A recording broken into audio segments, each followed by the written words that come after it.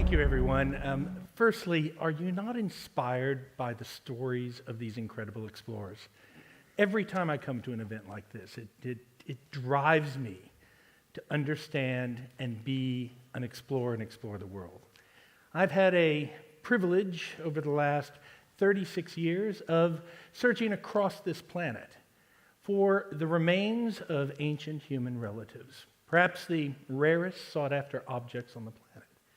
And for the first 17 years, I wasn't very successful at it. I actually joined amongst people who had only found tiny little fragments of these things, and often heard as I was going through my career, I've never seen anyone go so far on just a couple of teeth. It wasn't a compliment. But now I've had my life changed. I've been involved over the past 17 years in a number of great discoveries, and I'm going to share one of those with you today. Perhaps one of the most intriguing, perhaps one of the most controversial discoveries that have been made in the last 25 to 50 years of the search for human origins on this planet, but also perhaps in the history of archaeology. My work is focused largely today in southern Africa. Southern Africa because it was the birthplace of the search for human origins on the continent of Africa. There in 2013, I engaged in an expedition into a deep underground system that over a period of just a few weeks would recover the largest assemblage of ancient human relatives in all of history. Over 2,500 remains in a deep underground system that had never been explored, and in one of the most dangerous situations that perhaps archaeologists or paleoanthropologists, people who do what I do, had ever worked in. I enlisted an extraordinary group of young explorers led by 6 young women who worked into an environment so extreme that to date, less than 50 human beings have been in it. We knew we were in an adventure. We knew we were in one of the great moments of discovery. I think you can see the emotions on their faces. Before I tell you what that discovery is, though, I want to show you the nature of what we do. These are not easy environments. To get to the original chamber, the Naledi chamber where this first discovery was made, we have to traverse almost 250 meters back into a cave system, where we will reach about 35 to 40 meters underground. These are the easy parts of that journey. Rick here is illustrating a place that we call Superman's Crawl. You can see why, because to get through it, you have to extend your arm. I can see the claustrophobes in the audience who are dying right now. It's going to get worse. Once you pass through this constriction, you then enter a beautiful, larger chamber called Dragon's Back. And there you begin a climb up a collapsed stone that is in the shape of the scales on the back of a mythical dragon. At the top of that, it begins to get hard. There you look down into a chasm that descends into a labyrinth beneath you. Here, Steve Tucker, one of the original explorers who discovered the space, was taking one of the most important selfies in all of history. Because he'd climbed up there, stuck his feet in there, wanted a picture, and realized that the shaft beneath him, barely larger than his head, continued. And of course, down he went, along with Rick. Descending 12 meters vertically, 6 meters horizontally through a labyrinth that narrows to 17.5 centimeters in places, never wider than about 21 or 22 centimeters. At the bottom, they dropped into a chamber. There, they found fossils. In a place so remote they shouldn't have been. When they brought those images to me, I knew that my team and I were about to undertake an extraordinary journey, for there they brought pictures of an ancient human relative. I thought it was a skeleton lying just on the floor, in a condition no scientist had ever seen before. Something that looked like it was millions of years old, laying on dirt in this remote location. Now you go, well, it couldn't be that bad to get in, could it? You want to see an easy part? This is an easy part. This is as you descend out of that chute labyrinth and into that chamber. From there, you're in a small space, and you cross through a passage into another chamber beyond where the original discovery was made. That's the easy part. The hard part is above you, about 6 meters above you, where you squeeze through these very, very narrow places. As I said, a place that less than 50 human beings have ever been in.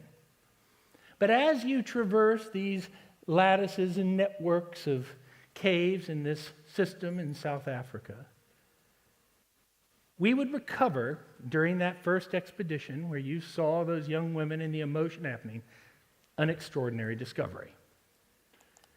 The largest assemblage of ancient human relatives ever discovered in a single location in all history.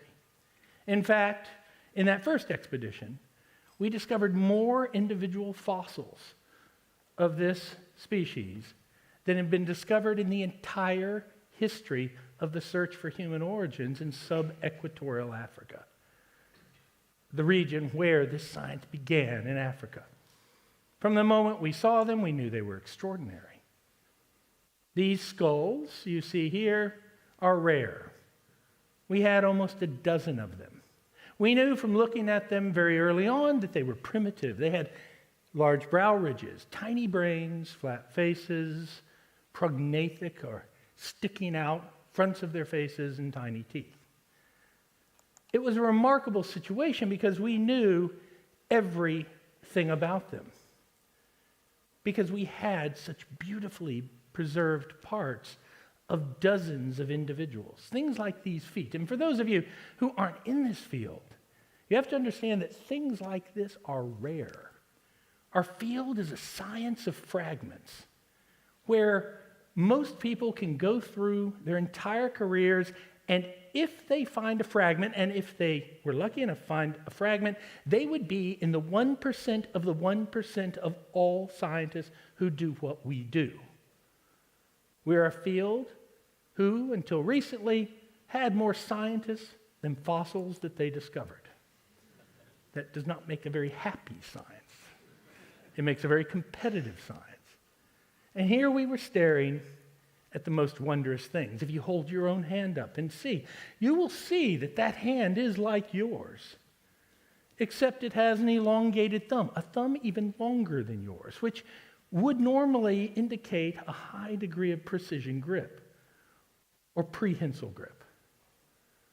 We found skeletons. Skeletons like this one tucked in alcoves of chambers deep within this system. All of them hundreds of meters back. As we began to see more and more of these individuals, we realized we had every age represented. From literal neonates, infants that may not have even been born yet, all the way to adults who had worn their enamel down to the roots against their jaw, and everything in between. Multiple images of this incredible creature deep within an inaccessible cave system. Of course, being scientists, we were, what are they? What could they possibly be? Well, we analyzed them, we compared them to everything. They had a small brain. That on the background is a human skull. In the foreground, you can see the skull of this species. About a third the size of humans, effectively the size of a chimpanzee brain. By that, we knew that this must be a very ancient hominid. For our story traditionally has been told as one of small brains of this size that will evolve over millions of years to our large brain. We knew that they had flattened faces compared to a human. They had a sticking out face, but their teeth, while primitive, were the size of humans. As we looked at their bodies, we looked at their feet, which were very human-like. We extended up that body and saw long, skinny legs. They were bipedal. They walked on two legs like us. They had pelvises that were primitive, like members of the human lineage that would have lived maybe 2.5 or 3.5 million years ago. The spine, like a Neanderthal but tiny. The shoulders, like an ape. But as you extended down the arms, they became more and more human-like until they had those almost superhuman hands. This was something we hadn't seen before. And perched on the top of that, this tiny pinhead, they were tall, averaging about 4'6" to 5'3", well within the human range, but terribly skinny and petite, but with powerful joints and muscles. Our colleagues, when we described this mosaic species as a new species that we called Homo naledi. Homo, placing it controversially in our genus, and Naledi for star, named after the system called the Rising Star Cave System in the Sutu language. Our colleagues knew how old they were when they saw this, but we did not. No one had ever found fossils in this sort of situation before in the history of the search for human origins. It had a brain that was tiny, and when we eventually did date it, though our colleagues thought it would be 2 to 2.5 million years, it came out at a remarkably young period, 230,000 to 330,000 years ago.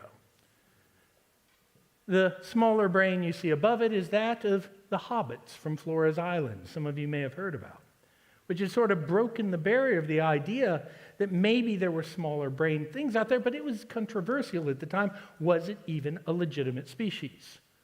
But we had so many that there was no doubt. We announced this to the world to great fanfare. Everyone loved the idea of Homo naledi. What they didn't love was what we said at the same time, how they got there. Because we were facing the issue of how could this have actually happened? And so we told the world we thought the reason that they were there was they were deliberately disposing of their dead. That went over like a lead balloon. Because that is a human thing. Ritualized mortuary practice, the repeated actions of dealing with the dead, is something we thought only evolved 60 to 80,000 years ago, and because of our big brain, and in Africa. The other things that make us human are things like the infinite toolkit, the making of symbols. Here you see ochre, carved 80,000 years ago, thought to be amongst the oldest.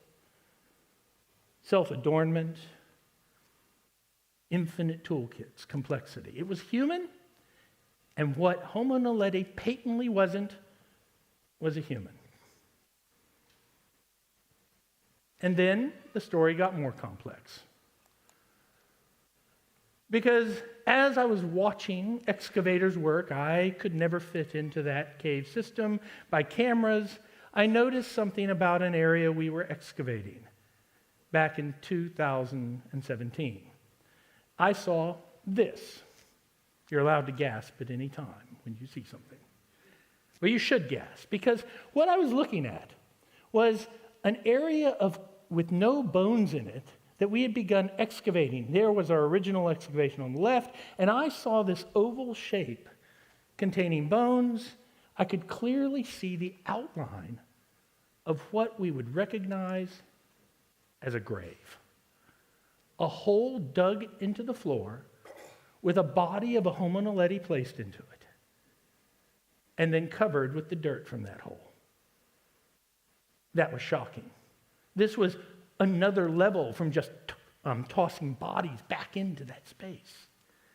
This is, again, something only seen in humans, and something we think of as the most complex of human behavior. And then we found more. Here's another one in a slope directly beneath where you saw Rick sliding into this space. And when we took that out in a plaster jacket and CT scanned it, We found the body of a child in it. There were actually two faces of other children in there and a fetus. And then we saw this, which is conveniently named rock. You see those little blue lines? Those are the fingers of the hand of the child. And it is holding what is undeniably a tool-shaped rock. You're amongst the first humans in the world to see this. This is done by a synchrotron scan in Grenoble, France, a 30-micron image of the rock in the hand of a dead Homo Naledi child. That was staggering. And as we got ready to publish it, I decided to lose 25 kilos and get into the system. And I did. And it was the most horrible experience of my life. I almost died coming out, but that is a different story. Clearly I didn't. And I got down in there and began narrating my journey and realized that my explorers had missed something incredible. This is that first chamber that you land in. There's the passage to the Naledi chamber, 7 meters beyond. You enter that chamber. And as I described it as a door-like thing, I looked onto this wall. Remember, only 46 people had ever been in there. And I saw this. You're not gasping. Well, let me show you this. Those are carvings. There's a fish-shaped thing. There's an upside-down cross. There are X's. And there's a material that's been used to cover it. Remember, we know every human that has been in there. This is almost certainly done by them. When I saw that, I may have been the first human in all of history to recognize symbols made by a non-human species. As I looked around on the wall, I could see triangles, horizontal lines, X's you see up to the right, ladder-like carvings in the rock, done over and over again and recovered. Around the corner on a pillar in the passage was a hashtag. Not Elon Musk's version of X, but a series of lines and markings. And if you look at that in a polarized light, you can see that it is just one of many that have been covered up by cave dirt. You can see the surface has been pounded thousands of times. This is a hard rock dolomite that is 4.7 on Mohs hardness scale.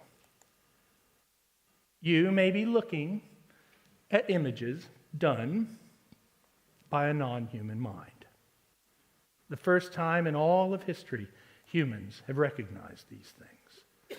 Some of these symbols will be familiar to you. There you can see a cross. There you can actually see how the vertical line is done after the horizontal line there on the right. Here you see it cut over an older algal stromatolite. Here you see vertical marks, all carved in to a stone with great force and effort and precision. This is what the last of those images is. I put that there in blue because I had a slight hallucination when I first saw them floating off of the wall. These images should be familiar to you.